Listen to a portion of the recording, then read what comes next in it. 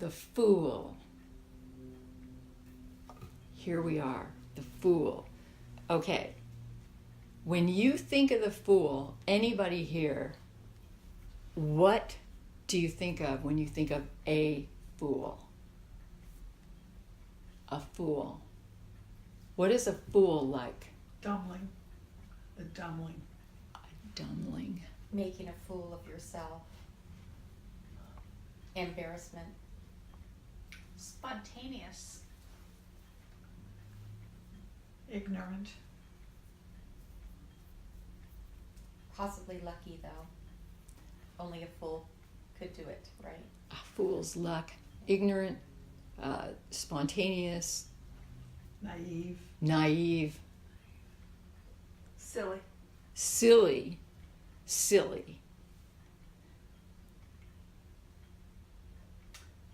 Perplexing. Kind of against the norm or opposite the norm, or surprising or opposite. Or Yeah. So perplexing, against the norm, maybe opposite of the norm, Inexperienced. inexperienced.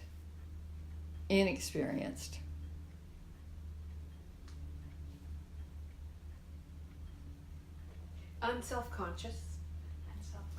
Unselfconscious. Okay, unselfconscious. Right, not smart enough to know better. Not smart enough to know better. Okay, exactly. And so smart that you don't have to play by the rules. Ooh, so smart you don't have to play by the rules. Okay. That's interesting. Okay, so that reminds me that in the medieval courts, did you know that the fool was an actual position on the payroll in the courts? The medieval courts, the fool. So you had like the bailiff, the baker, the cook. These are all paid positions, and the fool was one of them. And that fool. So what did that fool do? What was that fool doing in the court? Entertaining, distracting. It's not the jester, though. The jester. The jester is the fool. The jester is the fool. The jester, the fool. The jester. The court jester. Okay. Well, turns things upside down. Turns things upside down. The jester is a comic. The jester is a comedian. The jester is a card. I love that. The fool is a card, right? Okay, so the fool or the jester is the only one who could get away with making fun of the king, right? So the fool also is known for letting off air or like a steam valve, okay? Because if the people can laugh, then they're not going to build up energy of resentment as well. They can laugh. But, there would be most likely a line that the jester couldn't cross. And if the jester crossed that line, we may not know where the line is as a jester, but, if the jester crossed the line, it could be an off with his head situation, And even today with some of our really good jesters, where's the line? But that's part of being a fool. There are two kinds of fools. Two categories of fools have been identified. One is called a foolish fool, and one is called a great fool. So what do you think a foolish fool is? Just make something up. Someone who doesn't learn from their mistakes. Just a jerk. A jerk, someone who doesn't learn from their mistakes. What do you think a great fool is? Forrest Gump. Oh, Forrest Gump. Before you think, okay, what makes Forrest Gump a great fool? Well, because he bumbles into something that's bigger than himself. Okay, bumbling into something that's bigger than himself. Okay? Any other... And he doesn't let the outside circumstances hold him back. And he doesn't let outside circumstances hold him back. Okay, so he is maybe he's like a foolish fool turning into a great fool or something like that. Galileo. Galileo. Okay, so there are many historical figures who become like great fools, who know that they're moving against the tide, but they do it anyway. Somebody like Gandhi is a great fool because he knew what he was doing, but he also knew that he didn't know what was going to happen, as a result of that. And so he'd be a person that one might think of as being a great fool. Okay, so great can mean a fool that goes, all the way into becoming the fullness of that, or somebody who consciously becomes, literally says, I don't see the sense in this, so I'm going to move against this tide, or I'm going to move in a different direction, and who knows what the outcome is going to be, but I need to follow my true nature. And my true nature is going to be to tune into that deepest part of myself and then do what I need to do, even if it goes against the norm or the grain or something like that. The word fool, does anybody know what the word fool means, where it comes from? Was it from the French, fou, crazy? Oh, yeah, fou, crazy, French. Definitely has a French origin and a Latin origin, Anglo-French origin, and basically the word that it comes from is fall, F-O-L, or follis, F-O-L-L-I-S, and then, the foo, crazy, bellows is what it means, bag, or bag of air. Okay, so the fool is a bag of air. That's the literal meaning of the word fool, a bag of air. So you can see how that moves into crazy and all these different definitions. So the fool is air, but what we're going to learn about the Tarot fool is that the Tarot fool is no ordinary airhead. The Hebrew letter that is associated with the fool is called Aleph. A-L-E-P-H or A-L-E-F. Aleph is a fundamental or primal letter in the Hebrew alphabet. They say that there are 3 fundamental letters, which they call the 3 maternal letters. And those maternal letters are going to come together and give birth to the entire universe. And fundamental air, which is what the fool is, primal or cosmic air, is one of the 3 that come together and create the universe. The second one is primal water, and that is associated with the hanged man. The letter is Mem, M-E-M, and it stands for primal water. And then the third one is resurrection, and that the letter is called Shin, S-H-I-N, and that's fire. So those 3 letters of the alphabet are what bring the totality of the rest forward, and they represent the elemental worlds of air, water, and fire. And it is said that those 3 elements whirl together to combine and recombine into the 4th elemental world, which is called earth or manifestation. And in astrology, it's exactly the same. The astrology on the fool is primal or fundamental air and also ether.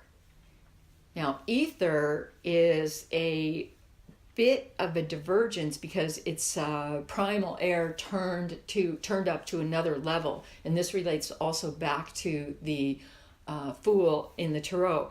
The idea is awakening into air and awakening into the ether, and I'll explain more about the ether in a second.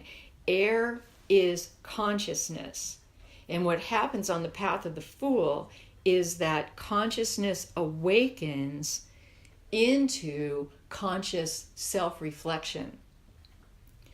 Now, ether is seen, as the idea of ether has been around for thousands of years. Ether is seen as the quintessential essence. And quint means five.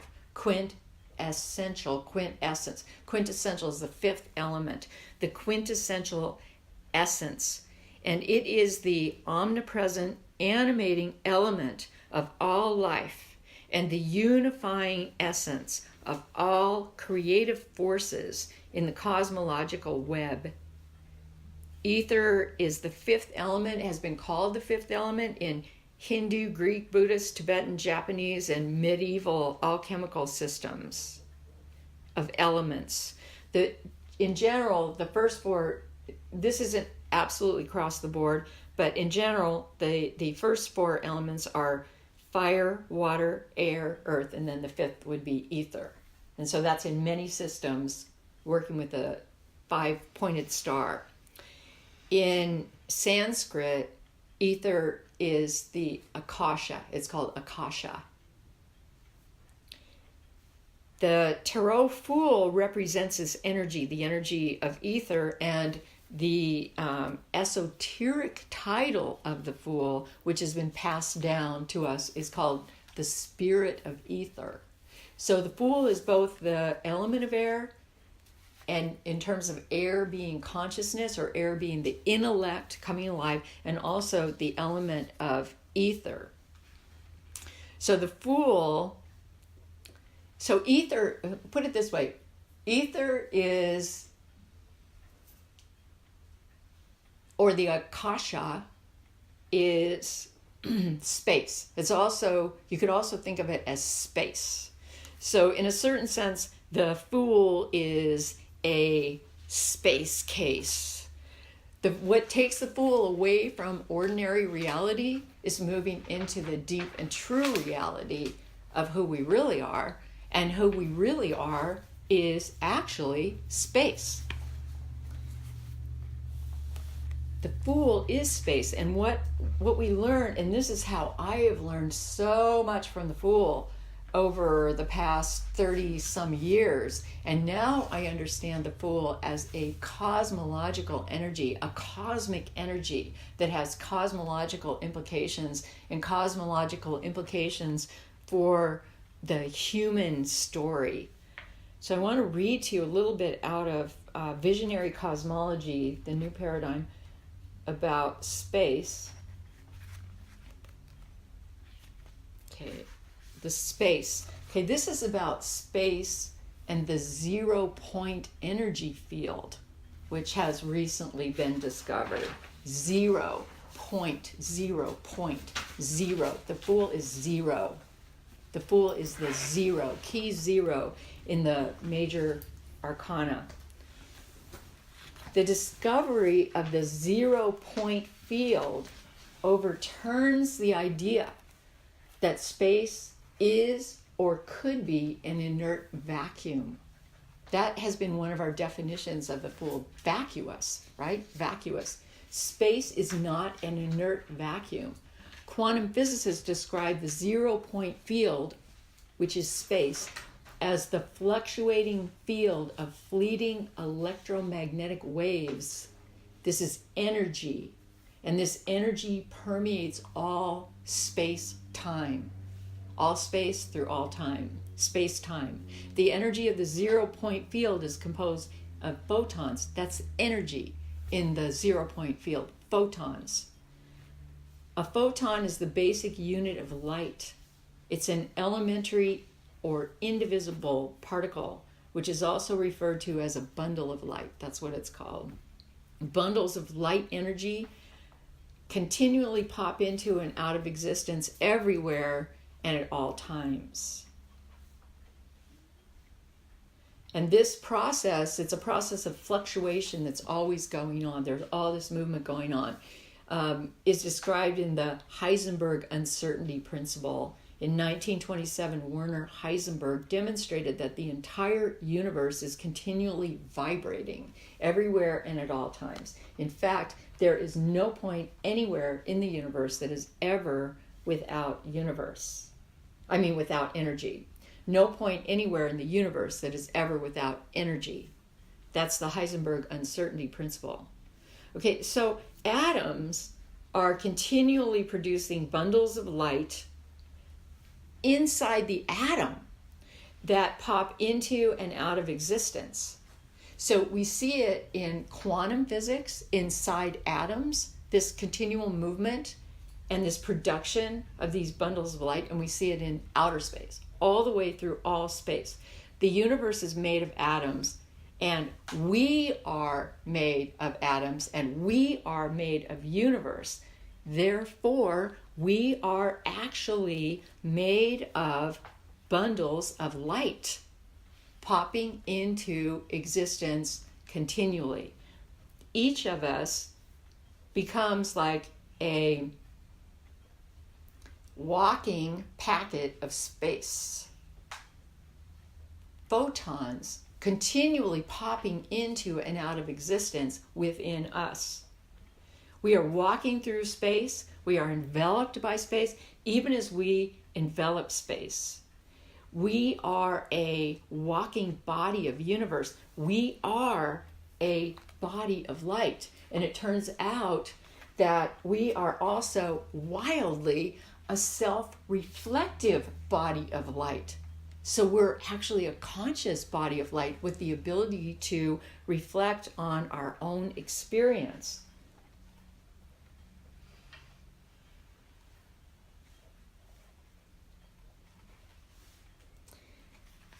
Our universe, according to state-of-the-art astrophysics and cosmology, is 13.73 billion years old, and it took 13.73 billion years of universal artistry for our universe, creating, combining, and recombining its elements to evolve into you.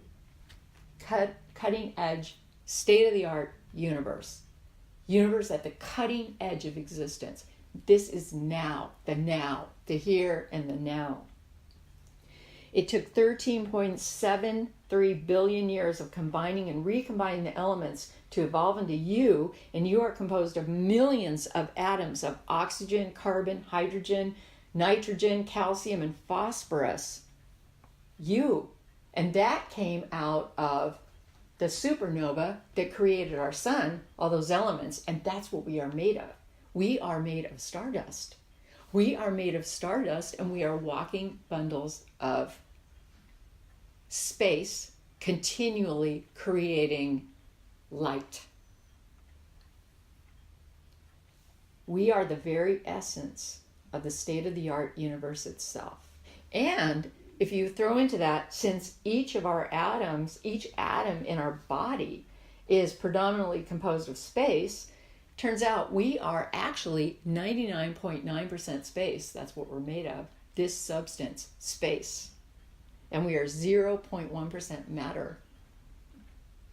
So we are predominantly made of the all-originating field of the universe, and it's concentrated into a creative, and I will say unique, unit. You are the very essence of the universe itself. You are universe walking. And in the Magus is where we go into the explicitly original packet of universe that you are. This begins to change the way we are thinking. And this is what I mean when I say I have evolved into a cosmological understanding of the Fool. Space itself was long thought by Western scientists to be inert and vacuous. And in the 20th century, physicists discovered that the nature of space itself is not what anyone ever imagined. Space is anything but a lifeless vacuum. It is not dull, it's not void, it's not empty, but it is frothing with the continuous generation of matter. in the form of particles and antiparticles, which foam into existence and as quickly melt back into the field. So the field continually arises in individual units, and then they melt back into the field, dissolve into the field. Space, as it turns out, is not even where we thought it was. It's not up there anywhere, but it's all around us and within us. Our very bodies are composed of space. And this space is not only pregnant, it's constantly giving birth inside of every single atom. Slowly it dawns upon us that very little is as we thought it was. And slowly it dawns upon us that we are not who we thought we were. We begin to realize there's no separation between us and the universe that spawned us. And we come to realize that we are universe emerging out of the center of its own being. We are universe in the process of its own becoming. We are not more or less than that which gave rise to us, but we are an aspect of the integral nature of the universe itself. We are a pan-originating field, an all-originating field within a pan-originating field. And not only are we living universe at the cutting edge of its own existence, we are living universe with the eyes to see itself, the ears to hear itself, and the consciousness to begin to reflect upon the miracle of its own being. This is the Fool. This is the Fool. I'd like to give you some of the key words of the Fool, representing the Fool out of Kabbalah and Tarot of the Spirit. Okay, these are key words representing that, just the essence or energy of the Fool. As soon as I find them. Okay. Fiery breath of the cosmos, leaping into the unknown. Activation and equilibration, passion of becoming, immortality, cosmic sea, open channel, love, rhythm, tide, beginner's heart, consciousness, mind, original thought, original mind, beginner's mind, form, formlessness, consciousness, cause and effect, witnessing the wonder, celebration. That reminds me, one who is very excited also can be looked at as a fool, because that's unsophisticated. The fool's unsophisticated. And somebody who steps into the deep wonder can be perceived that way. So there's a story of the essence of the Tarot Fool, and that's the essence of the idea that the Tarot Fool is one who falls out of the cosmos, falls out of the universe, and essentially falls out and basically hits his or her head, and then spends the rest of the time trying to remember. Can't remember anything, and then trying to remember the truth. What is the truth? So then the fool sets out on a path, and it turns out, path to discover. It's a path to discover what is real, what is true, a path of learning. And then the discovery is that each part of the path becomes an initiation. And so the fool is on this path of initiation after initiation after initiation, learning on the quest. This is the nature of the fool's journey. In ancient Egypt, it was recognized that these initiations are something that we, basically as a priestly caste, could learn from. So if we pass through these initiations, we could attain or achieve or realize immortal life. That was the idea of going through a series of initiations. And these Egyptian initiations have been preserved in the tarot deck. In the tomb of Ani, A-N-I, Ani, it was found the Ani, the priest, was passing through 21 major initiations. And through each one of those initiations learned something really important. These initiations correspond with the Fool's journey through the major arcana of the tarot. Okay, and this was taken off of, this is from the Book of the Dead, and it was demonstrated on the walls of the tomb, and then it was translated. One of the people who translated the Egyptian Book of the Dead is Norman D. Ellis, who is a student of the Western mystery tradition. And I just like the way she interpreted this from the tomb of Ani. The heart of the world, she writes, this is her translation, the heart of the world is a crystal marked by 21 paths and one narrow road, thin as a flint blade that the fool walks. The ways of the goddesses are devious, temples filled with temptresses, dark-skinned dancers, daughters, mothers. A man walks alone by his own light. This is Ani's series of initiations. So he comes to one set of gods and goddesses, and then they test him, and then he goes to the next one, and then he goes to the next one as he moves through room after room of initiations. And this is very much like what the tarot fool moves through in the initiations on the cards. So in ancient Egypt, the fool was a mystic who passed through the rites of initiation. Somebody might be able to tell the initiate about what awaits on the other side of the threshold. That's when we're passing from room to room. They called it through the pylons into the next room, the next room. Someone may be able to tell us what is on the other side, but that information is going to be probably fairly meaningless to us unless we actually enter into a personal experience of the initiation.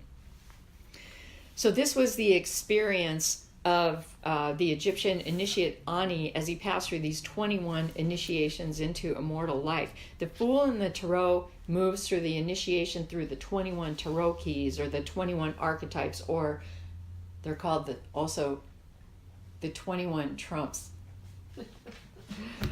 The keys represent the great mysteries of the cosmos. And even as the fool, we enter into this journey by entering into the heights and depths of our own wonder. That is the fool. We open ourselves to know. We embark with beginner's spirit, beginner's heart, and beginner's mind. We take a leap. The fool is about taking a leap into the vast movement of the cosmos. We feel this movement within us, and we move with the change. We say yes, we go, we jump. This is the essence of the archetype of the fool, and though at many times it may feel precarious, we leap in faith as the fool. The fool turns out to be the beloved sacred child of the universe. The fool is watched over. The key to the fool's wisdom is this. Remember that when learning to walk, we had to learn to fall. So we're releasing a specific form of the outcome to just keep moving on the path.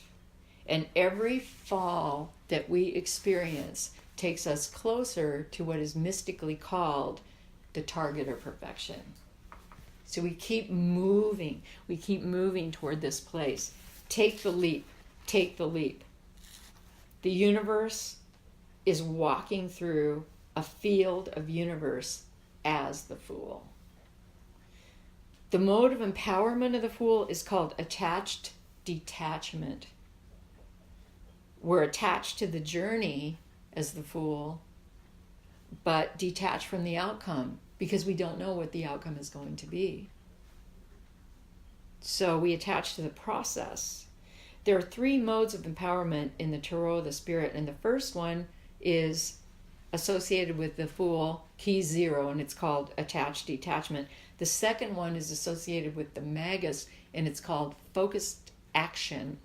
And the third one is associated with the Priestess, the High Priestess, and it's called memory.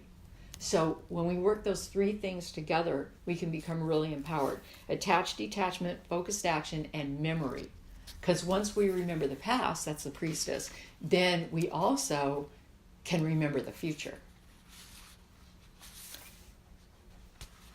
The intelligence of the Fool is called fiery and scintillating.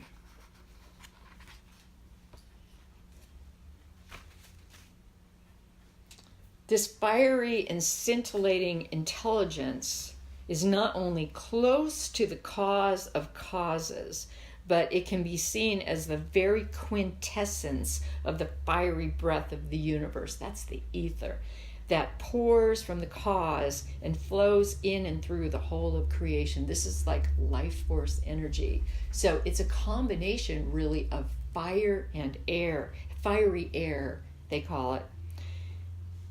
So the energy of the Fool, as such, becomes contained in every aspect of consciousness and life, as well as throughout the entire tree of life and every single card in the tarot deck. The Fool is the letter A. It's the first letter, which means Aleph, the letter A. The Fool is the first beginning, Aleph, the first beginning, and is also associated with the ox. O-X, ox. Okay, so let me talk just for a minute about this idea of the ox. There's a connection here between the first, being the first principle, the first beginning, and a connection with oxygen. O-X is a prefix and a root, oxygen. The A is a sacred beginning. It's an esoteric reference to that which is sacred. And the A is also the first principle. And the Fool as 0 is called, the Fool is 0, but this 0 is called the first cause or the first value. So it can be a little bit confusing, but you will hear this, it's key 0, but it's the first value in the major arcana. So the Magus, which emerges next, is called key 1, but is thought of as the second value. And that those two, the Fool and the Magus, continually move in and out of each other. The field, the 0 field of the Fool gives rise to the point, number 1, of the Magus, and then the Magus disperses back into the field. And it's a continual movement.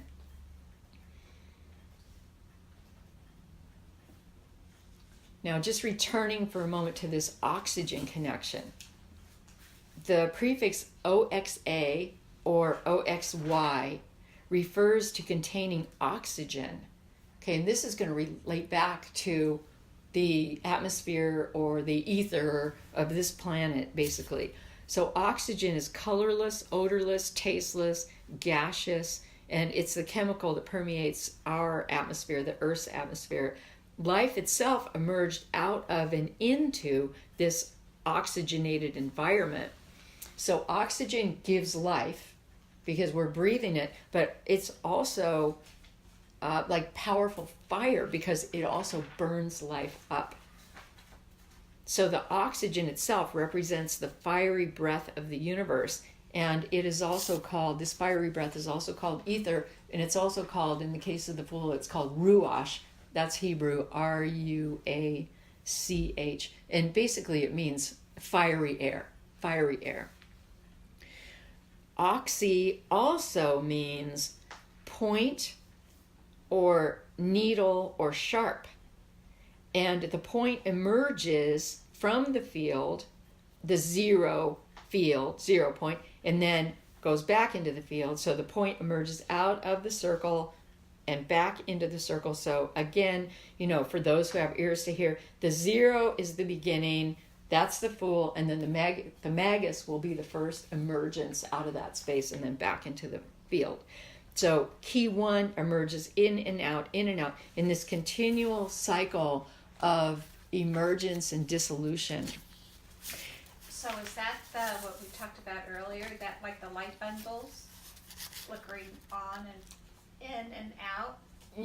Light bundles, so is that like the light bundles flickering in and out? Yes, and it even happens within an atom, that the light bundles are And born. The They have a life cycle and then they disappear. This is the quanta virtual positrons and negatrons. They're born, positrons and electrons, they're born inside the atom. They create waves and then they disappear. Theoretically, that's what's happening. And we see this happening at every level of the universe. Everything's born, goes through a cycle, and then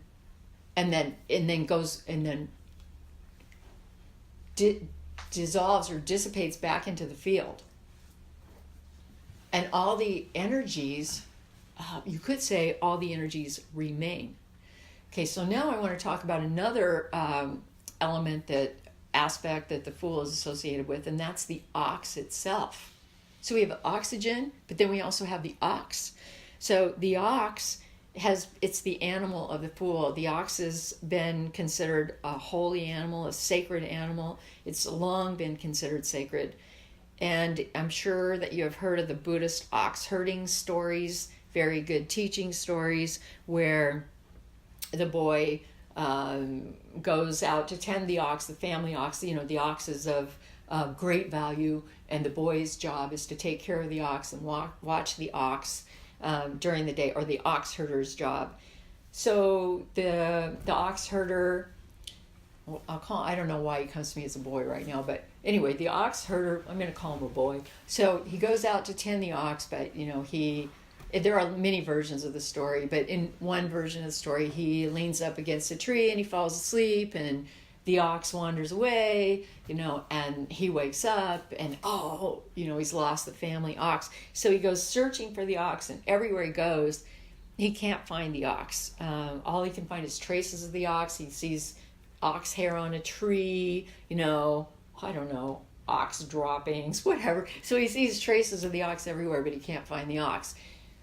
This is going to be big trouble if he gets back without the ox. But finally, it's dark, and he can't do anything about it. So he goes wandering home, and who is following behind him? And the ox follows him home. So there are all kinds of stories about the ox. He gets on he sees the ox following him. He gets on the ox and rides back into the marketplace. So there are all kinds of stories. Playing the flute. There are all kinds of pictures of this. The ox is losing the essence of what we're supposed to be caring for, but then it comes following us. So it's losing to find something. And so it's giving up. It's about giving up to gain. He loses the point, but the point follows him home. This is all about our search for our true cosmological selves. And in the Bible, too, the ox is sacred.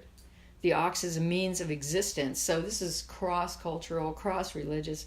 Ox is a means of existence, a sacrificial animal, and a means for a pledge. And this is Isaiah 32:20. It says, "How blessed you will be, you who sow beside all waters, you who let out freely the ox and the donkey."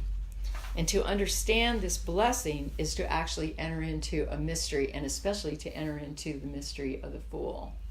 Letting out your ox, letting out your donkey. So the ox is also related to the letter A. So these things are all part of this big picture. So we take the letter A, capital letter A, right? is draw it in space really big. That's an A. And then turn it upside down. So what you have is you have an ox head. It's got a triangle with 2 horns coming out of it. And that is related to the Fool. This is this ox with the 2 horns coming out of it is an esoteric reference to that which is sacred. It represents a sacred beginning, and it also represents the uterus and ovaries. And it's considered to be the first cause or the birthing place. Okay, let's look at the symbolism of the card. Let's take a look at the symbolism of the card and see how it strikes us. So when you look at this card of the Fool, okay, what do you see? Anything? The dog. So there's a dog. So what does the dog mean? Loyalty. Loyalty, Companionship. and it's also, Instinct. what was that? Instinct. Instinct. Okay, loyalty, companionship, instinct, and it's also a guide dog. Mm-hmm. And, it might be protection. Probably. Okay, what else do you see? Jumping over the moon? Is that Jumping over the moon, or jumping from one orb to another. Definitely making a leap, right? Definitely taking a leap. What else do you see? The flowers, holding a rose, a white rose, and a red rose on the shoe. Okay, so what do you think the white rose means? purity? Innocence? Purity, Innocence. innocence. Purity, innocence. Faith, trust. What about the red rose on the shoe? Passion. Passion. Okay, which foot is forward here? Left. Interesting, and it's the one with the red rose on the toe. Actually, we don't know about the other foot. We can't really see it. But the Fool is stepping forward into the unknown with guided or led by passion. The red rose, right? The red rose. Okay, what else do you see on this card? It's kind of got a pocketbook or something. Okay, so, yeah, so carrying some kind of bag, pocketbook, Not I like very that. encumbered. Okay, so Not encumbered. what do you think is in that bag? Not much.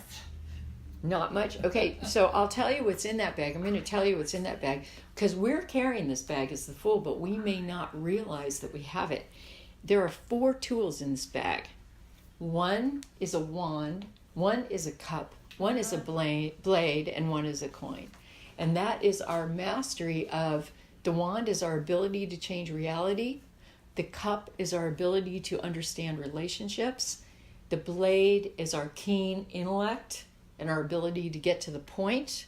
And the coin is our ability to manifest, to understand the world of manifestation and to manifest within that world. So the Fool is not concentrating much on that bag and may not even realize or remember that it's there. But these are the tools that we contain inside us.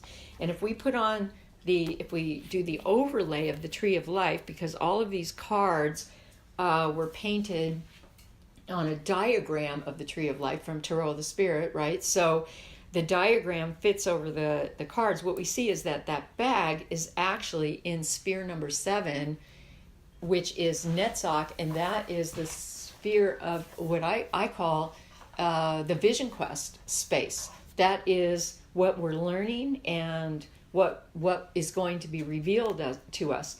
The red rose on the foot is actually in the sphere of Yesod, which is the sphere of the unconscious or the subconscious.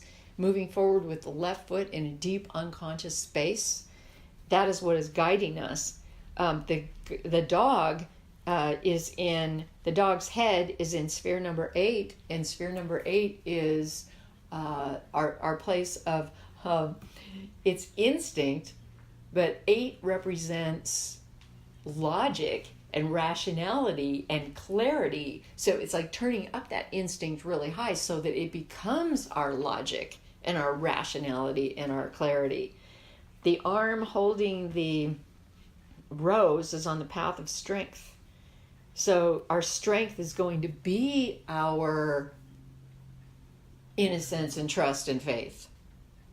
That's what we're moving forward into. And the head of the Fool is right in the middle of the abyss. Okay, so the abyss, we're taking a leap into the abyss. We don't know what's going to happen. The abyss is the unknown, right? It is the unknown world. Also, the colors, we see yellow and blue. Before you leave, Oh, go ahead. Ed, what, those look like flower petals? Oh. The crown of white. Right, the flower crown of petals white, those are again? lotus, Oh, lotus flowers. What do you think the lotus flower crown represents? A new consciousness? Great, a new consciousness, new beginning. Again, I think some of it is connected with the consciousness of the white rose as well. You know, just the trust, the faith, and the moving into a deep meditation is what we usually have the lotus flower associated with. Also, the lotus flower grows up out of the muck, they call it. So, you know, you have this dark water, and out of the middle of the dark water comes this beautiful 1,000-petaled lotus. And then that lotus flower opens, and sitting in the middle is the Buddha, you know, or ourselves as the Buddha. So that's also a reference to the Fool. It's like the path, moving upon the path of the Fool. You were going to tell us colors before I interrupted. And the colors, yellow and blue predominantly, but it's got the red rose, so it's the primary colors too, out of which all of the colors are created: red, yellow, and blue. You know, the three from the center of the color wheel. So everything's going to emerge from that, from the red, yellow, and blue. It's also called Path 11, and the way we get to Path 11 is because if we look at the tree of life, the number one, Keter, that's called path number 1, Hakma, path number 2, Bina, path number 3, and all the way down until you get to the bottom of the spheres. And the number 10 at the bottom, that's path number 10. Malkut, it's called. Okay, that's the 1 through 10. And that would be the 1 through 10 in the 4 suits, right? But then when we get to the major arcana, we go back up to the connecting paths between. So the Fool is the first connecting path. And it connects number 1 with number 2. So it's path number 11. And, okay, those spheres don't look like paths, but they're paths because they go deeper and deeper and deeper into themselves, so to speak. Each one is a path that goes deeper and deeper and deeper. And then the Fool, path number 11 at the top of the tree of life, which connects the number 1 with the number 2. The 11, path number 11, that's a doorway of mystery. Those are the 2 pillars. It's like leaping through the 2 pillars of the 11 into a new mystery. And sphere 1, Keter, is the place of origination and the cause of causes, and it opens out into the larger universe. And then Hakma, that's the number 2. These are, by the way, the Keter would be called the power of origination or the power of centration. And then Hakma, the number 2, that's the power of attraction. And the Fool is right between origination or the cause of causes and the power of attraction. So the Fool is like moving towards something and activating the power of attraction. That number 2 is the energy of movement, the energy of desire, the energy of attraction, and it's also the universal father principle, because the fathers in the tarot live in or around sphere number 2. So it's the father energy that is going to be moving out and beginning the process of creation. So it's on this path that the Fool lives and the great adventure begins. Now, to meditate on this card, it is said that the musical note E, this is just FYI, the musical note E will set off the consciousness of the Fool, and the colors that will set off the consciousness of the Fool are bright pale yellow, sky blue, blue emerald green, and emerald flecked with gold. Bright pale yellow, sky blue, blue emerald green. Blue emerald green is all one color. Blue emerald green and emerald flecked with gold. So if you meditate on any of those colors, you can begin to also access the energy of the Fool. Now, I wanted to just read to you a comment on the Fool, which I thought was interesting, by one of my students who was also a Christian minister. And so he was looking at reconciling the energy of the Fool with his cosmology, with his very strongly Christian cosmology. And he wrote, "The Fool leads me to the biblical book of Revelations. I am the first and the last, Alpha and Omega, the beginning and the end, who was and is to come. The Fool seems to be above and beyond, yet here and now, outside of time and space, mystical. Does time exist? Or is it an artificial construct which puts us under restraint? Life is to be lived in the here and now, but we can also rise to a transcendent level of thought and activity. Do not be restricted by what we think we know, but be open to new understandings. But then, surely new understandings are underpinned by what we already know. This is a paradox difficult to put into words, a transcendent unity based on the reality of our existence in the present. We start at the beginning, yet each beginning is the end, and each end is a beginning."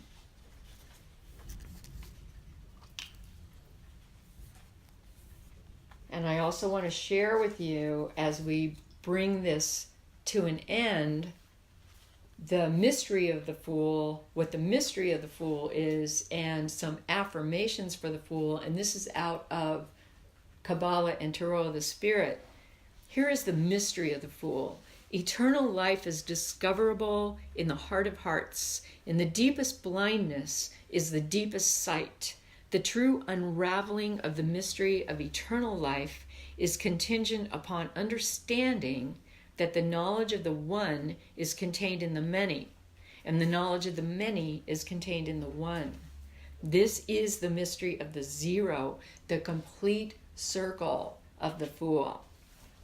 After the journey, the Fool arrives back at the starting place, and yet the Fool is transformed.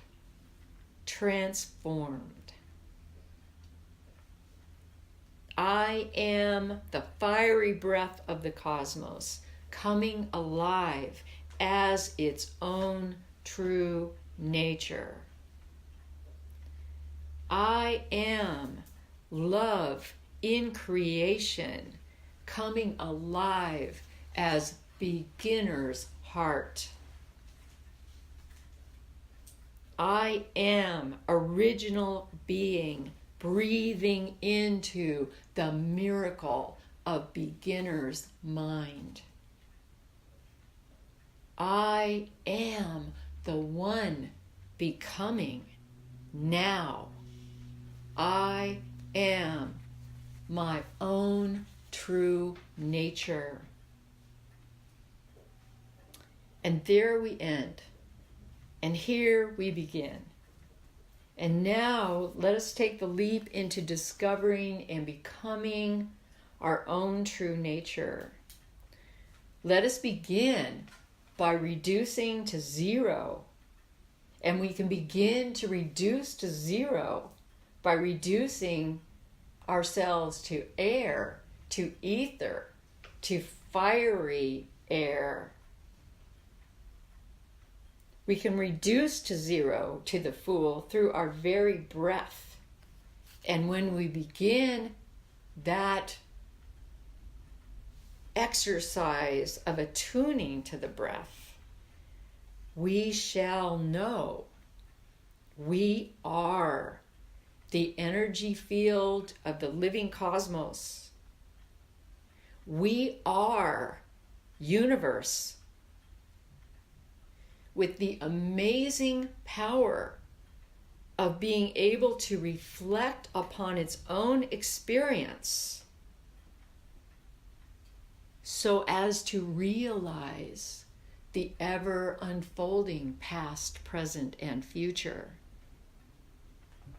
We are universe on the grand adventure of experiencing its own true nature, becoming.